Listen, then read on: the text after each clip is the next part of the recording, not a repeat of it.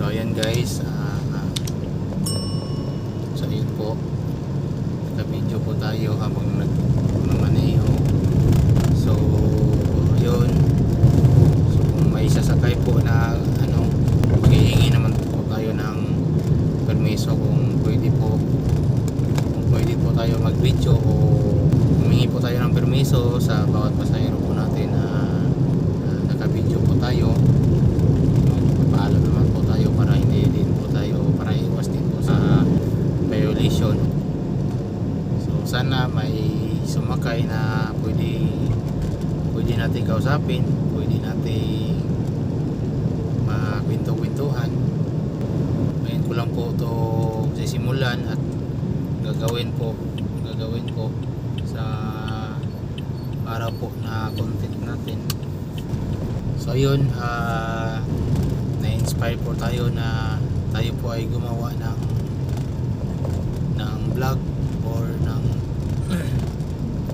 video natin para din po sa safety natin na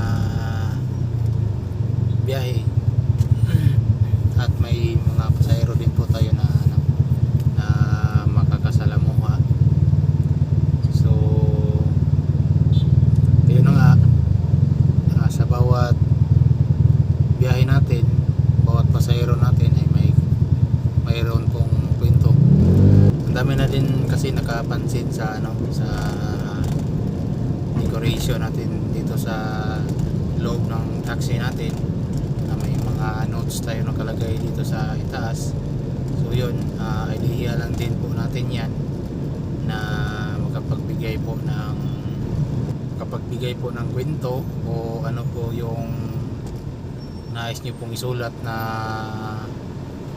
nailagay po dyan sa notes, tapos mababasa din po ng iba.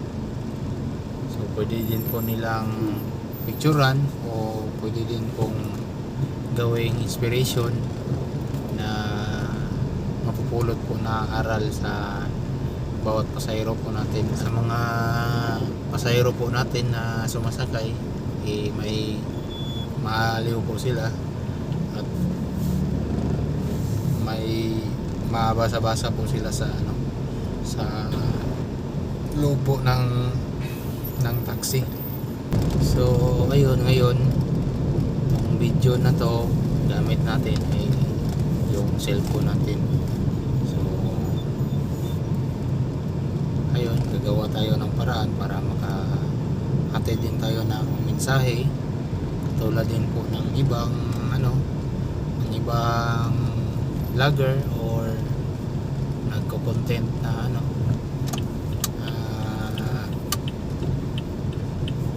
nagko-content sa bawat araw, sa bawat biyahe. Mahalaga din naman po sa atin yun, sa ating sa biyahe po natin.